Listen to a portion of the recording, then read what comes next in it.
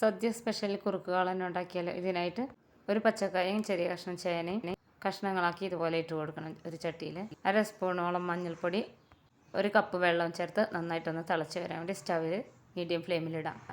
കഷ്ണങ്ങളൊക്കെ നന്നായി വെന്ത് വരുമ്പോൾ 1/2 സ്പൂണോളം ഉപ്പും കൂടെ ഇട്ട് ഒന്ന് അടച്ച് വെക്കണം ലോ ഫ്ലെയിമിൽ. 1 കപ്പോളം തേങ്ങ, 2 പച്ചമുളക്, 1/4 സ്പൂണോളം ജീരകം കൂടെ ചേർത്ത് 1/2 കപ്പ് വെള്ളം ഒഴിച്ചൊന്ന് അരച്ചെടുക്കണം. നന്നായി വെന്ത് വെള്ളം വറ്റിയിരിക്കുന്ന ഈ ഒരു കൂട്ടിലേക്ക് നമ്മൾ അരപ്പ് ഇതുപോലെ അരച്ച് ഒഴിച്ചു കൊടുക്കുക. നന്നായിട്ടൊന്ന് തിളച്ച് വരണം. അത് തിളച്ച് വരുമ്പോഴേക്കും നമ്മളിത് നല്ല കട്ടി തൈര്, 1 കപ്പ് നല്ല പുളിയുള്ള തൈര് എടുത്ത് നന്നായി ഉടച്ച് ഇതുപോലെ ചേർത്ത് കൊടുത്ത് 1/2 സ്പൂണോളം കുരുമുളക് പൊടിച്ചതും കൂടെ ചേർത്ത് കൊടുക്കണം. ചെറുതായി ഒന്ന് ചൂടായി വരുമ്പോൾ നമുക്ക് സ്റ്റവ് ഓഫ് ചെയ്യാം. ഇനി ഇതൊന്ന് വറുത്ത് കോരണം. ചൂടായ കടായിലേക്ക് വെളിച്ചെണ്ണ, കടുക്, ഉണക്കമുളക്, കറിവേപ്പില, ഉലുവാപ്പൊടിയും 1/2 സ്പൂൺ മഞ്ഞൾപ്പൊടിയും കൂടെ ചേർത്ത് ഇതുപോലെ താളിച്ചിടണം. കുറുക്ക് കാളൻ ഇവിടെ റെഡി ആയിട്ടുണ്ട്.